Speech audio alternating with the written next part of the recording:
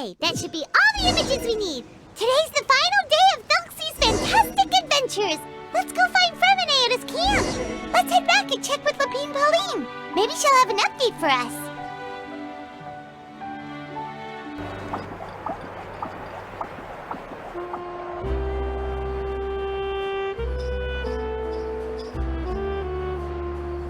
Huh? Isn't that Charlotte? What could she want with Lapine Pauline? Pretty please with the cherry on top, Charlotte! Journalist extraordinaire! Please tell me you're joking! I read that a gang of criminals tricked the Gardamex by disguising themselves as blubber beasts. It's true, isn't it? It has to be! I've invested all my savings into graph adversarial technology and even taken out a sizable bank loan. I'm begging you like the beggiest beggar in all of begdom. Okay. I need you to calm down a little, Miss Lapine Pauline. I admire your passion for your research, and I don't mean to dash your hopes for those, big-ticket orders. But I'm afraid I'm not joking. The Blubber Beast incident was a short story mailed to us by an anonymous amateur author, written in the style of a true story. Oh, Paimon sees what happened here. Sounds like the report Lapine Pauline read in the Steambird wasn't in the news section after all. Funnily enough, I actually remember being in a meeting where the editing team was debating the potential risk of misleading the public with this story. They even went to Maison Gardiennage for advice. But to our surprise, they fully supported us printing it. They figured that the false intel would be a great way to dupe potential criminals into wearing ridiculous costumes when breaking the law. In truth, Gardamex are extremely sophisticated in their capabilities. They can identify criminals just as reliably as the best human guards, so a crude disguise isn't gonna get you far. If anything, it'll just make you stand out all the more. Since we ran that story, the Maison Gardiennage has made a slew of arrests, including, one phantom blubber beast, a titanic red-crowned finch, and a specter man. So I knew this story had helped out law enforcement, but this is the first time I'm learning of an innocent citizen being deceived by it, and investing so much mora for nothing.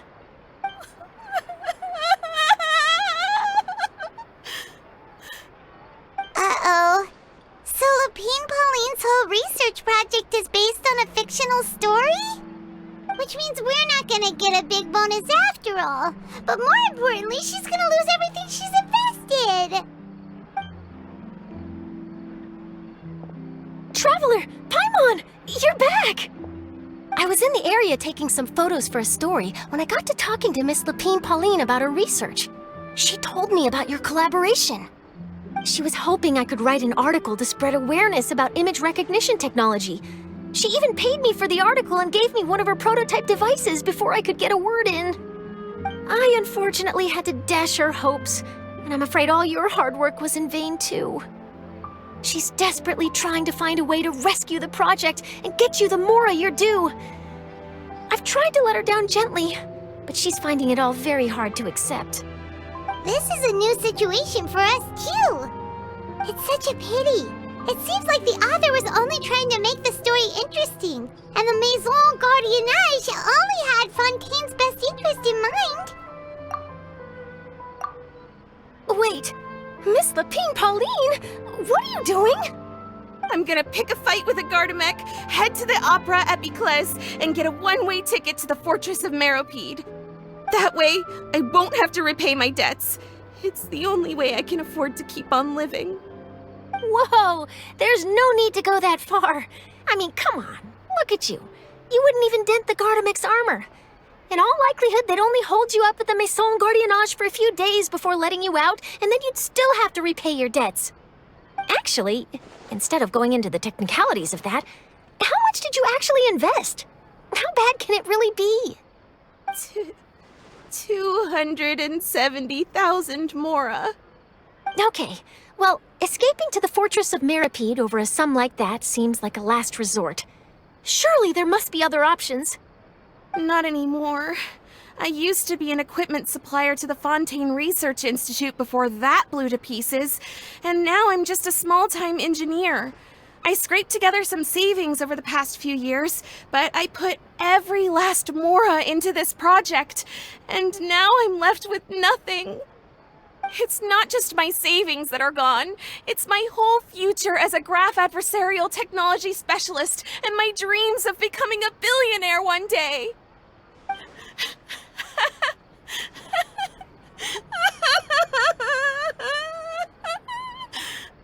My life is over. Don't despair, Miss Lapine Pauline. I think I know a way for you to turn this around. This prototype you've given me, the camera lens for image recognition sample collection. It's really quite something. You said you designed it specifically for high-fidelity image capture and analysis, yes? The rapid focal length adjustment is a very useful function in its own right. It's sure to make many journalists' jobs much easier. In fact, I'd say it has the potential to revolutionize Fontaine's news media. So your research efforts thus far are by no means in vain. The technology you've developed may have many applications that you've never even considered. Really? Absolutely. I've been working as a journalist for the Steambird for a long time now. No one understands the issues we journalists face on a day-to-day basis better than me. So keep calm, take heart, and start thinking about mass production. In the meantime, I'll show your invention to all my colleagues to drum up interest in your product. I can't believe it! If this is true, then I can look into setting up a whole camera lens development pipeline. My big-ticket orders and billionaire aspirations are still in the cards. Maybe I should consider taking out another loan. That way, I can rapidly improve the lens production process, be the first to market, and prepare to battle for dominance in the camera industry.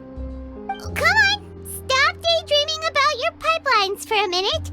Just take it one step at a time and see how it goes. There's no sense in putting all your eggs in one basket before things are even off the ground.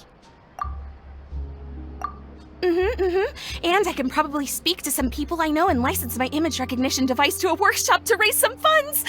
I can't believe I didn't think of this sooner. There's no time to lose. I need to get to work. Early bird gets the worm. Can you believe her? She just ran off. Paimon's pretty sure our advice went in one ear and out the other. It's understandable. When inspiration and passion strike at the same time, it's all too easy to throw yourself headfirst into your work and forget about everyone around you. A lot of journalists are the same way when they're first starting out. But don't you worry. I'm gonna write an article on all this, and I'll be checking in on her regularly. Her research has the potential to benefit the entire journalistic community. I'll give her plenty of input to stop her from going down any rabbit holes, and make sure mass production of her lens can begin as soon as possible. It's reassuring to know that you'll be looking out for her, Charlotte. Actually, you know what? Why don't you two take this prototype lens? I'm sure you'll have plenty of chances to use it on your travels. It takes the right person to get the most out of a new technology. In your hands, it's sure to capture some amazing sights. Thanks a lot, Charlotte. No bonus, no biggie. This makes everything worth it. You're welcome. I got something out of this too.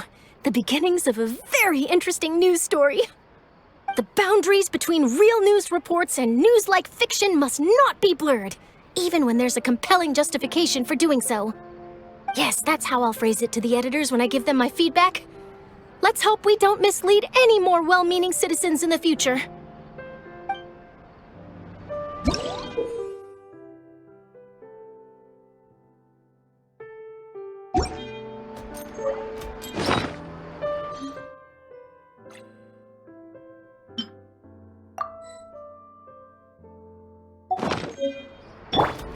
Hold that pose!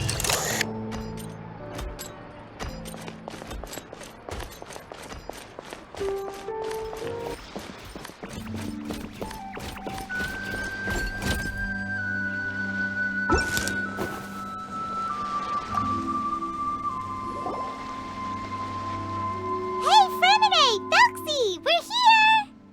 Hello, Paimon. Hello, Traveler.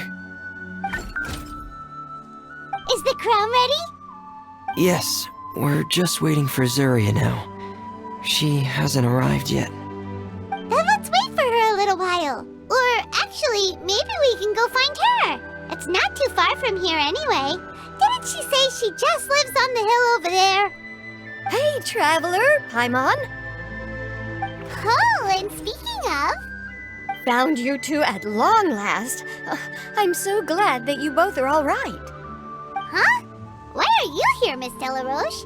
And what could have happened to us? What could have happened? That water imp Thelxie, of course. After I gave you that commission the other day, I began to get worried and went asking about the boy that went missing. Oh, that?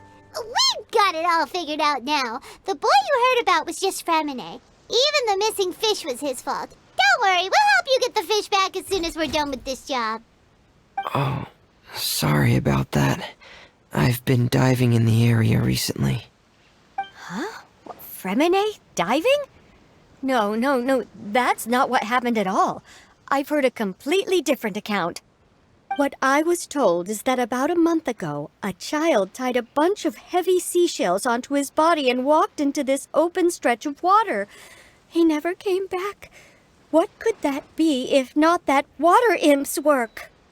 Are you sure? 100% sure. I've confirmed the account with several veteran fishermen I know. The child was only 8 years old. His name was Lescaut. Lescaut d'Estray. Wait, Lescaut d'Estray? Yeah, that's the name. They say the family took on the name after moving to the city from a place called Stray. Anyway, his mother is a pretty famous art dealer, while his father passed away from an accident many years ago. Well, naturally, his mother was devastated by the incident and fell terribly ill. It's said that she left the court of Fontaine, and no one knows where she's gone. It can't be, right? Lescaut d'Estray? Zuria d'Estray? It must be some sort of a coincidence? I'm sorry, miss. We've got to go check on something right now. Oh, I see. Well, you go on ahead. I just came to make sure that you're both all right. I'll head back then.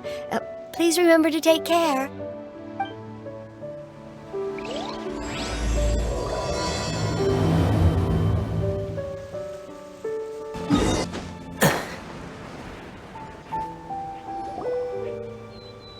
Excuse us. Is anyone here? Is this Madame d'Estray's place? Who are you? I have a patient here who needs quiet bed rest. Please leave us be unless you have anything urgent to report.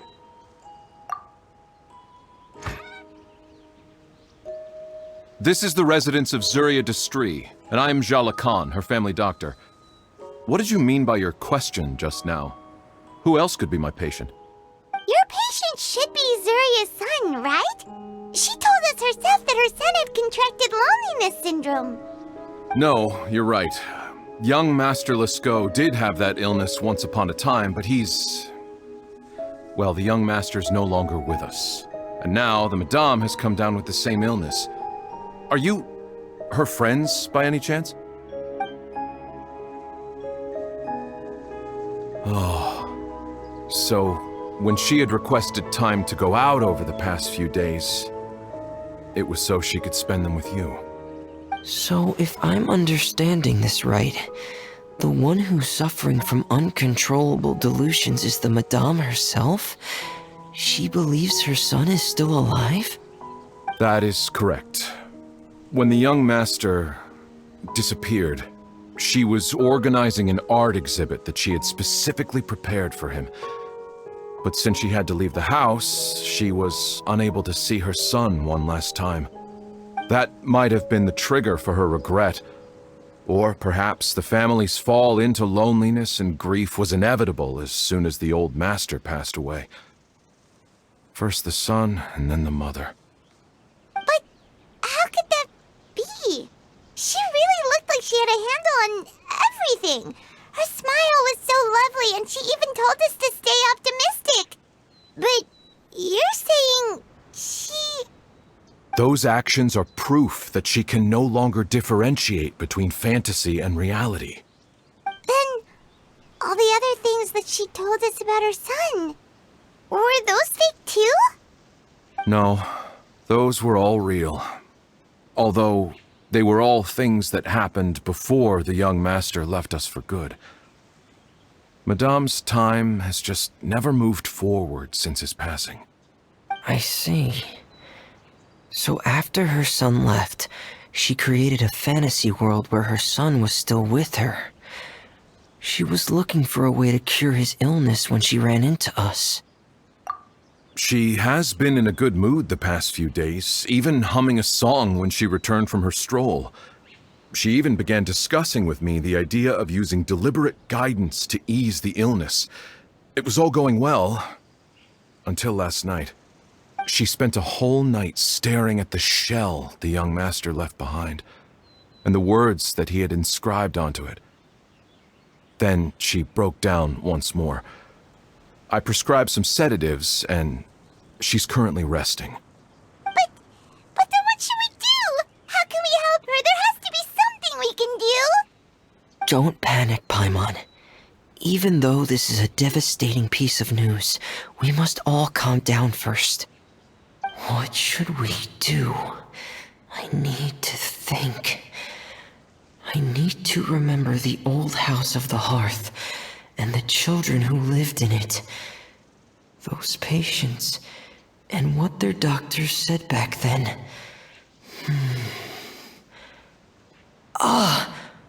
What if... Dr. Jalacan, have you seen a picture book? The Madame should have brought it back with her.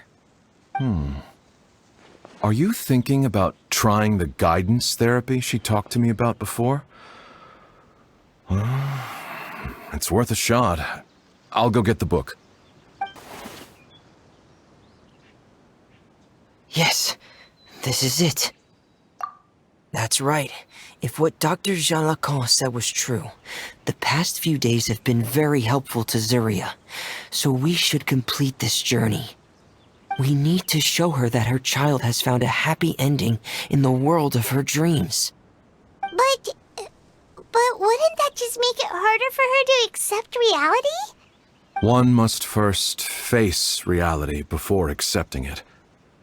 The Madame has been crushed by her feelings of grief and can no longer bring herself to face reality.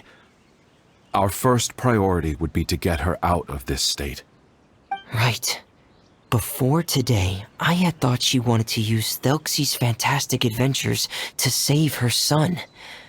But now, I think she might need it to save herself. And if we could complete it, we should be able to give her some feeling of inspiration and closure. Maybe those feelings would be enough to give her some courage to face reality again. There's no time to waste. Let's set off right away.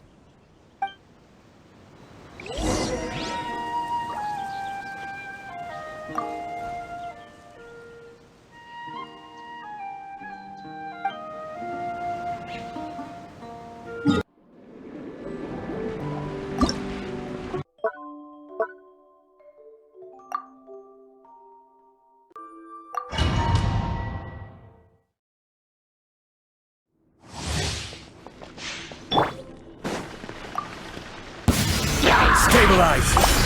Right here, right now, right here. Shadows of fate! Fate is upon you! Into the wind! The wind knows me. This is order! Come on out. Emerge, right now. A sight to behold. Emerge. Right now. Clouds high. The birds Decided by destiny! Let me scrub! into the wind. One with nature. I will have order! Solidify! Emerge. Fallen leaves, adorn my night. Fate is upon you. Delve Into the wind. One with nature. Order guide! Stabilize! Right here, right now, right here. I'm always watching. Emerge. Right now. Written in the stars. Shadows of fate. As one with wind and cloud. The wind knows me. This is order. Solidify! Right here. Fate is upon you. Fallen leaves, adorn my night! Into the wind! A sight to behold. Emerge. I will have order. Gather! Right here. Decided my destiny. As one with wind and cloud! The wind knows me. Order guide you. Solidify! Emerge. Right here. Right now. One with nature. Fate is upon me. Let me scribe. I'm always watching.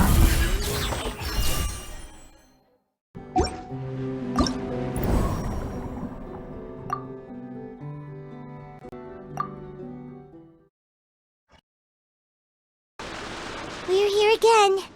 This is the final part of Thelxie's journey, but the most important person is missing. Everyone, please don't be so down and gloomy. Remember what she told us? If we were to feel troubled, the patient would become anxious as well. You're right. Paimon needs to smile. If we have to give something to Zuria, it should be our smiles. We have to keep smiling as we finish this adventure. And then she'll be able to recover, right everyone? Yeah, I'm sure she will. Oh! Be careful, brave adventurers! Here come the evil monsters that stole the crown! Prepare! The deep-sea Cyclops! Let's beat them up! Watch out, everyone! They're coming at us again! There's no food here! Prince Thelxie looks stronger than ever today! He must be going all out!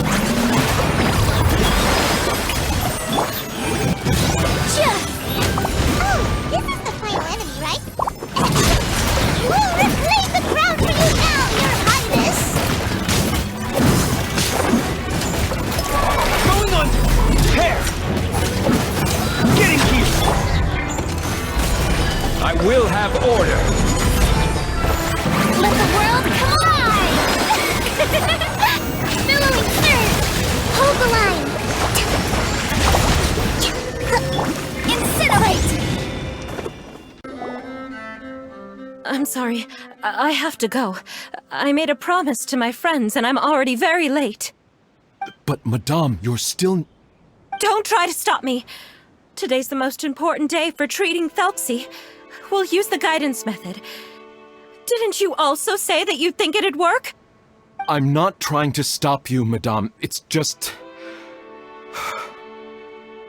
Could you tell me the name of your child? Dr. Jalacan, how can you forget the name of your own patient? His name is Thelxie. He's the prince of the kingdom of water imps. We will go today to reclaim his crown and attend his coronation ceremony. I see. Madame, please rest assured, everything is still on schedule. Your friends have already departed to find... Wait, look. They've already returned. Zuria! Zuria! We've retrieved the crown! Paimon, everyone, have you really? Yes, but the coronation ceremony still hasn't taken place, because we felt like you should be the one to preside over it. Wonderful! How wonderful! Thelxie, my child, are you hearing this?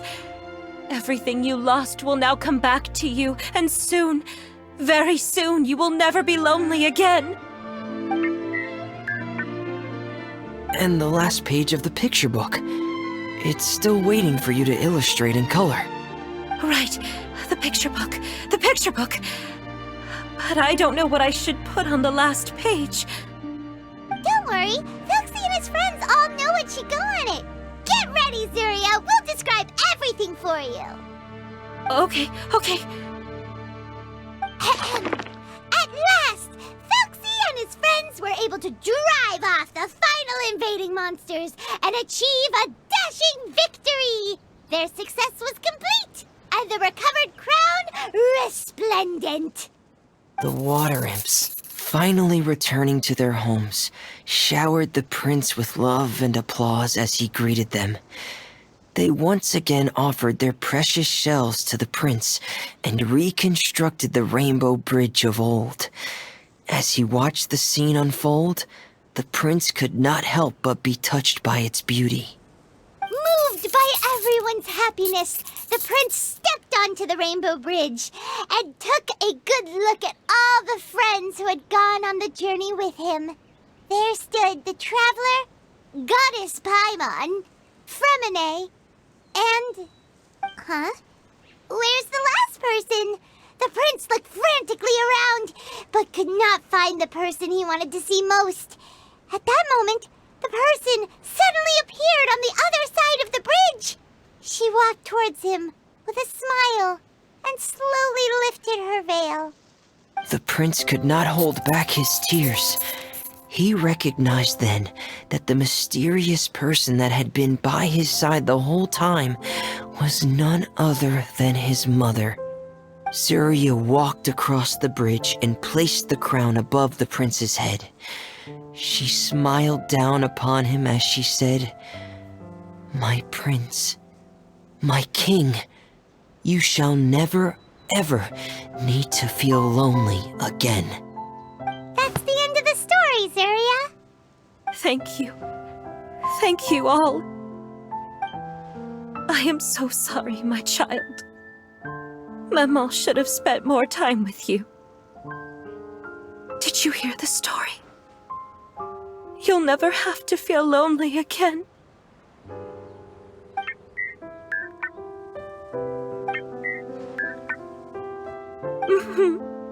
Maman loves you too. What's happening? Is Surya talking to Thelxie? Quick, put on my diving helmet. There's a transcription module in it that's compatible with Thelxie's output signals. You should be able to use it to understand what Thelxie's saying.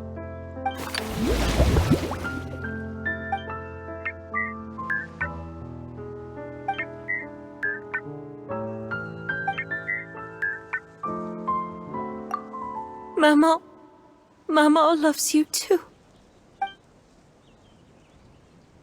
But I love you more, Maman. What? Did you see something? Maman, I'm getting a little sleepy. If it's time for bed, can you hum a lullaby to me again? Of course, my dearest child. As long as you want to hear it, Maman will always hum for you.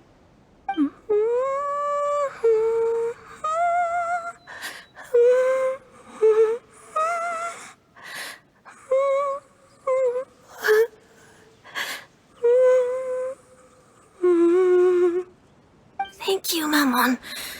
Your lullaby has always been my favorite.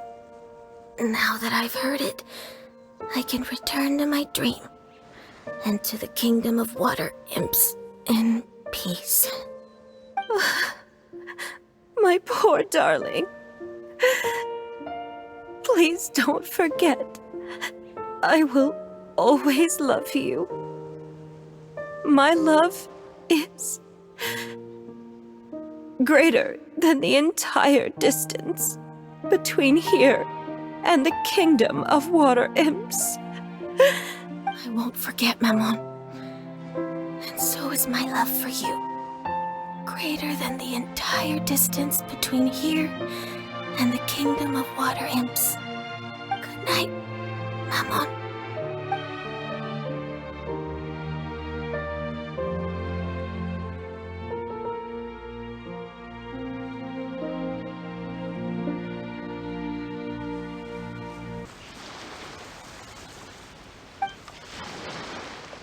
Traveler, Paimon, you're here.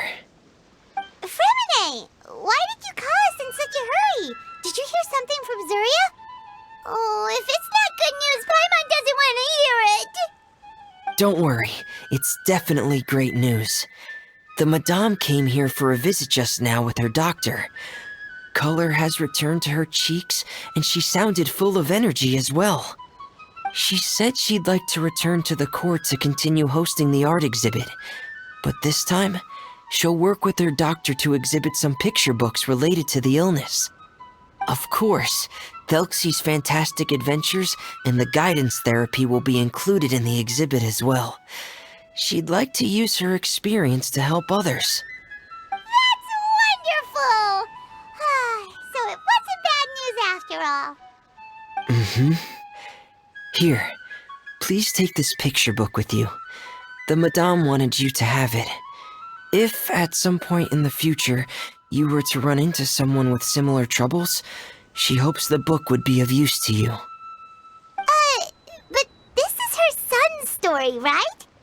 Is it really okay to give the book to us? Don't worry, it's just a copy. She still has the original. It's extremely important to her. Alright, then there's no problem. It feels good knowing we've contributed to something important. Paimon definitely didn't expect the fantasy adventure to be so useful. Paimon was a little worried about how everything would turn out. After all, fantasy is just fantasy. Paimon, do you know what the Madame said? She said that at the moment when she placed the crown on Thelxie's head, she felt like she really saw something beautiful. Her child had returned, and he told her that he loved her.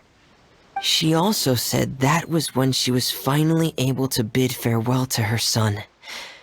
She felt like at that moment, she was healed by some mystical power, and she was filled with courage from head to toe.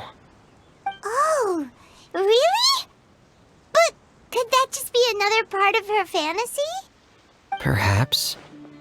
But if fantasy is just fantasy, and the fantasy world is not real, then how could it still grant us these powers that we can continue to use in the real world? But what else could it be? A descent of the fairy tale world into the real world. At that time, the wondrous fairy tale temporarily became reality and influenced real things in our world. That has to be what happened. You saw it too, didn't you? What? That can't be what happened, right? There's just no way. Wouldn't it be like a miracle if that really happened? Yes, I suppose that would be a miracle.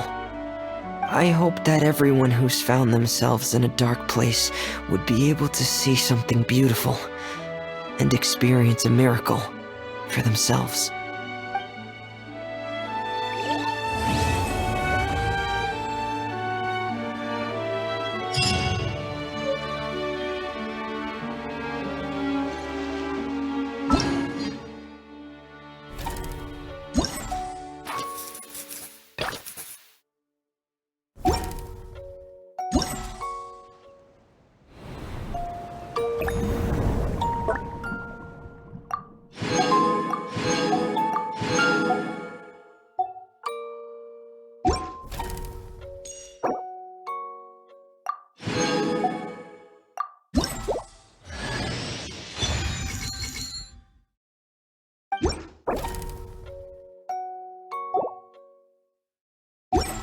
It's easy to fix a machine when you know how it's built and how it works. But people, they're much more difficult.